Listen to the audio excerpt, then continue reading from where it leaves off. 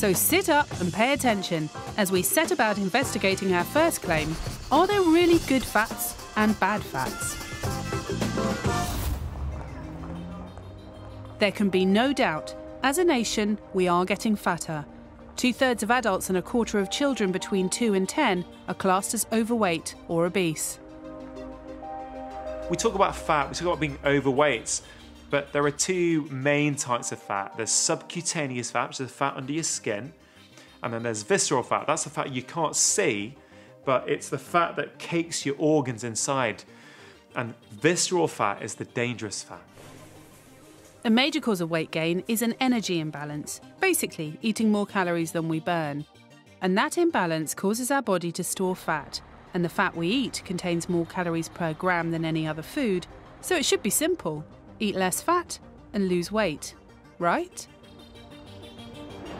The problem with trying to demonise fat is quite simply this. There are different kinds of fats. It's okay and it's safe to eat a certain amount of healthy fats. A patient I saw recently, she was shocked that me encouraging to eat foods like avocados, nuts and olives, she was worried that that was going to help her put on weight because they're fatty foods. You have some fats which are called essential fats. So these are like the vitamins of the fat world.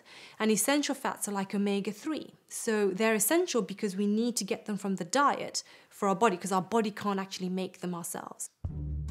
Essential fats like omega-3 are also called unsaturated fats, found in foods like nuts, seeds and fish.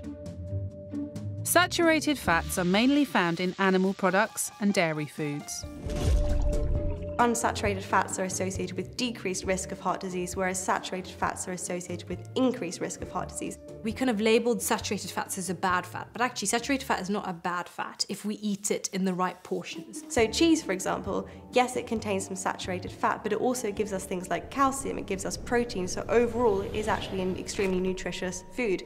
And just because it contains saturated fat is not necessarily a reason to exclude it entirely from our diets. The third main type of fat is hydrogenated or trans fat. These are artificial fats originally used in products like margarine to make the naturally liquid vegetable oils become solid.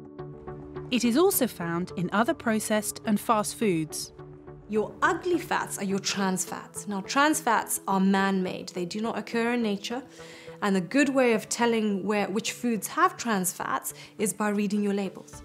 And the label will say hydrogenated fat or trans fat. Trans fats came about because we were hydrogenating unsaturated fats, which means we're adding hydrogen atoms to it, making it more saturated, and very difficult for our bodies to digest, so they become stored and are associated with increased risk of cardiovascular disease. We put the question to our experts. 100% agreed that there are indeed good and bad fats.